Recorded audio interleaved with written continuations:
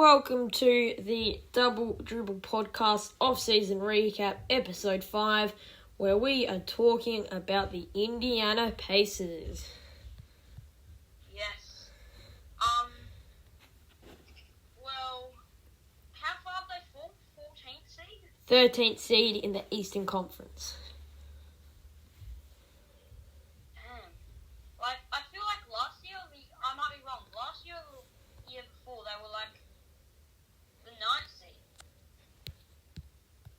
Have they gotten worse? Were they? How the hell have they gotten worse? I didn't really think of that until now. Doesn't matter, keep going. Just keep going. But I don't think. Anyway, yeah, they're not a super interesting one. Obviously, at the trade deadline, they traded Sabonis finally to Sacramento for Tyrese Halliburton and Buddy Hield. I think it was a pretty fine trade. I don't think it helped either team too much. Sabonis being the all-star, that I don't know. I guess he wasn't an all-star, but the player that he was, and But he is a bit older. That's probably what they're going for.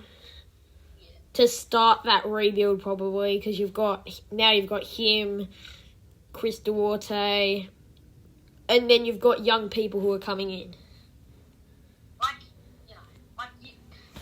You want to say that Indiana, you want to say oh yeah, they're gonna get better, they're gonna become one, they're gonna get back to contending, but they were the 13th seed in 25 wins.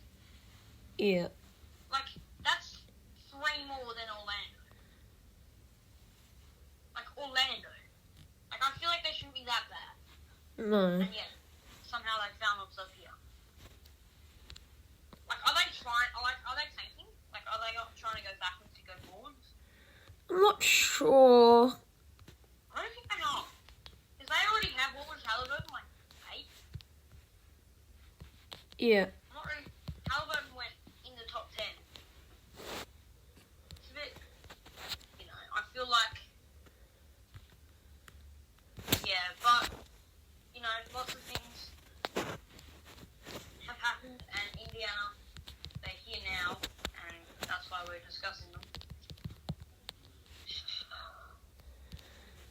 Oh, yes. So, Salary cap, I think, what was it? You have the numbers. yeah. So, they have $30 million cap this off-season. A lot of that is to do with Ricky Rubio's contract being off the books. But they'll have some decisions to make, mostly next off-season. But this year, so Ricky Rubio is an unrestricted free agent. TJ Warren, the bubble god, is an unrestricted free agent. And Jalen Smith is an unrestricted free agent. Those are the 3 main free agents for them this season. Yeah, so those again. So Ricky Rubio, TJ Warren, and Jalen Smith. Couple of bigger players in terms of contracts for Indiana, with Rubio earning 17 and Warren earning 12 million. Getting that off their chest would definitely help. In terms of free agency, signing someone, I don't know, they could probably look for a guard. Sorry, not a guard. Forward, yeah. Because, looking at the cap sheet, or whatever you want to call it, they don't have a small forward. Their best small forward at the moment is O'Shea Brissett. Their best power forward is Isaiah. If they bring in TJ Warren, obviously. TJ Warren. And their best power forward is Isaiah Jackson. Who's a solid player, but not what you want starting it to be a good team. Definitely. The only one of the things to look up for Orlando 26. But I'd say he's 23. I don't think he's exactly going to become something big. Halliburton's 22, and we've seen that he's had glimpses. Duarte's 25, so he's gotten older. Isaiah Jackson is 21. O'Shea Brissett is 24. So, obviously, O'Shea Brissett has player option in a couple of years, but that's not really a problem. Same with Miles Turner. I mean, that you assume if they just get a solid play-in for this year, they'll probably come back. So they're looking pretty young. Yeah. I think to get younger would almost be a bit of a risk in terms of experience. Yeah, because, like, you look at it, and also, like, how are you going to get younger? Like, Malcolm Brogdon, you're not going to trade him. He's pretty good. Buddy Hield, no one's taking on his 20 mil, and he's pretty good. And TJ McConnell, he's, like, a very good player for $8 million. Oh, yeah. You see TJ McConnell, it was like, when was it? Like, probably the start to middle of the season. He was, like, the best defensive guard for, like, a solid couple of games. He's a clamper when he's feeling good. So, But also with I reckon they could trade one of those guys after we just talked about how they might not. Because of their guard rotation, you've got Malcolm Brogdon, Buddy Hield, TJ McConnell, Tyrese Halliburton, Chris Duarte. So, and if they bring back Ricky Rubio, assuming they don't, but if they do bring back Ricky Rubio, they will have yet another. So, there's definitely room there. Malcolm Brogdon, he's a guy, you said that you want to keep him because he's a good player. And I agree with you, he's a good player, but maybe it's time to get rid of that mindset. Yeah, they might also trade him for a young player, maybe in like an unproven young player and a pick. Yeah. Kind of like what the Warriors did with Andrew Wiggins, where they got an, at the time, unproven player who was, many were calling a bust. More like a proven player who was proven to be not great. Yeah. And a pick, which then turned into Jonathan Kuminga. So, they want to do something similar to that. And we have mentioned that Andrew Wiggins for D'Angelo Russell trade a lot.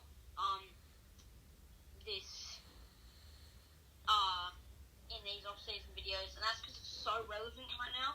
Like, all these teams kind of need to do that. Like, obviously Golden State, they were like these teams. Like, they were like the 14th seed at that point. So, I think... Yeah, so who do you think players like that on the market would be? What? Who went high in the last couple years? And Patrick Williams, he hasn't got a lot of talk. He's yeah. very quiet. I think he was actually in Halliburton's draft. But it's hard because, as I said, like, they're proven bad players, and you're like, oh, you look over them because they're bad. Yeah. But then they get traded, and all of a sudden they're blossoming. So, like, it's hard to, like, pick them out. Maybe, like, well, he's already been traded, but, like, Marvin Bagley? Oh. But again, Good, but that's fair. that's what it was like with Andrew Wiggins. He's like, oh, Yeah. that's interesting. Like, are you sure? But with the lack of forwards, that works. I mean, it's interesting. And also you get a pick. But what's your package if you're looking to get Patrick Williams or Marvin Bagley? Yeah. It's Brogdon. It's either Brogdon, Hield, McConnell. I'd say one of those guys. I would say Hield. Nah, they wouldn't do that, would they? With his money. No. I reckon. I don't know. Brogdon's earning more, and he's not exactly much better. Yeah. So, like, there's not too much stuff for Indiana to do. Yeah. They might find that diamond in the rough every so Maybe. teams do. And all you can hope is that they draft the right player. Yeah. And that's where we're moving now. So with the draft, they ended with the 6th pick, where they are projected to take Arizona guard forward Benedict Mathurin. 6'6", he averaged 18 points, 6 rebounds, and 3 assists, with 46% and from the field and 38% from 3. So he's a good shooter. His strengths: he has tremendous size, explosiveness, mature, elite spot-up shooter, aggressive slasher, insane dunks. He's only 19 years of age. Yeah, so that was out of his, I think it was his sophomore season, so 2nd season. And he jumped from about 11 points to 18 points. So he's made that improvement. And we've seen, even with the top picks, like they weren't even averaging like a massive amount. Like that's 18 points is a lot actually in this draft. Yeah, like Paulo Banchero, Chet Holmgren, Jabari Smith, they were all averaging like 18 to 20 and like 8 rebounds. Yeah, but these are the top 3 far and away. Yeah. So this is a 6th pick, but sadly his weaknesses do kind of make him look like he's on a path to an Andrew Wiggins, who's obviously playing well now, but he's not the star he was made out to be. Inability to create offense off the dribble consistently. That can hurt, especially in the NBA. Like, if that's your weakness in college, or a bit of a weakness, then you're going to struggle in the NBA to score. Like, especially out of the draft. Like, you're not going to be put on like a stud unless you're like Jonathan Kuminga, who just got put on a team who was already going to be good. Yeah. So all of a sudden you don't have an amazing team in the Indiana Pacers. So, and it also you're going to have to make offense off the dribble. The other weakness, which is not a great one, is that he lacks effort defensively consistently. He consistently lacks effort. In the NBA, they don't try on defense. Like Steph Curry, he might not be a great defender, but he tries his heart out on defense. Yeah, like, and also if you're a weaker defender, they're gonna put you in the pick and roll actions. They're gonna expose you. They're gonna have like Steph and Luka and KD and Jason Tatum on you. So all of a sudden, like Max Strus, he was being eaten alive in that Celtics series, which has just wrapped up today, and we'll talk about that in the podcast. But he was being hunted, but he did his absolute best, and that's literally all you can ask for from a guy like Max Strus, who's just not as big or as qualified as Jason Tatum. Yeah. He tries best, and that's where Benedict Mathurin could have an issue. But those strengths also point to a tremendous explosive shooter. So there's 2 different stories. I think personally, it all depends on that defensive effort. Yeah, like if you're not showing effort defensively, then it hurts the team, hurts the chemistry. Yeah. You end up not playing as many minutes as you should because you're minus on the defensive side of the ball. And then all of a sudden, you can't even do that much offense because you can't make it off the dribble. Yeah, but on the positive, he did average 18 and 6. He shot 46% from the field and 38% from 3, and he is a 6'6" shooting guard small forward with a 6'9" wingspan. So again, there's lots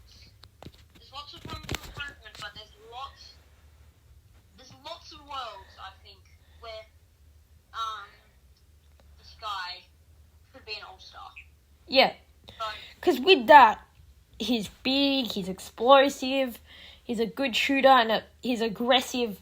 He's an aggressive slasher, so that's good. It shows that he's not or at least in college, he wasn't scared to attack the ring. so moving on, goals. In terms of what Indiana wants out of this next season, I think they will be looking at a minimum of the 12th seed. Yeah. I think if they end up 13th seed again, because let's be honest, if they drop lower than 13th seed, they have genuine issues to discuss. But Yeah. not that they already don't, but So I think that 12 seed is their minimum, and they'll also be looking to make. Would it be their first playoff appearance? Play-in appearance. No, they made last year. They made it last year. They were the 9th seed. Yeah, there it is. So yeah, they dropped 4 seeds. How did they manage that? So in their second playoff play-in appearance. Yeah, I reckon that would be their very high goal, or not very high, but their. That would be what they view as maximum. Yeah, 10 seed. The 10th seed, at best 9th seed. And also, if you get there, then with a young squad, you're getting a bit of experience, especially you've got the actual play-in elimination game. Yeah. And then you've also got the end of the season where those end of the season games can be like the playoffs. If you have multiple teams, or if you have games where multiple teams are competing to be in the playoffs, they're do or die. Yeah, if they're the 10th seed, both games are just you have to win. It's this or it's over. Go on. So, the 10th or 9th seed is their goal. That's where they want to be next year. The 12th seed is just the minimum, the least they want to be. So, Indiana, not the most interesting, but in a couple of years, like all other teams here. If they do it successfully, they can be somewhere with the young talent they have. Absolutely. So, that pretty much wraps it up for this one. So next one would be the 13th seed in the West. The Portland Trailblazers, who dropped dramatically after the All-Star break. So that'll be an interesting one with Damian Lillard. Yep. Make sure you tune on to that one. That'll be one of the most interesting ones, aside from OKC, the Lakers, New York, all these lower seeded teams who have potential. Yep. And Portland are one of them. Yeah, so that's it for this episode. See you next time. Subscribe if you wish. We'll do a podcast, an actual podcast, probably. You might even have one by Wednesday, but you know, wait and see. Yep, so see you next time.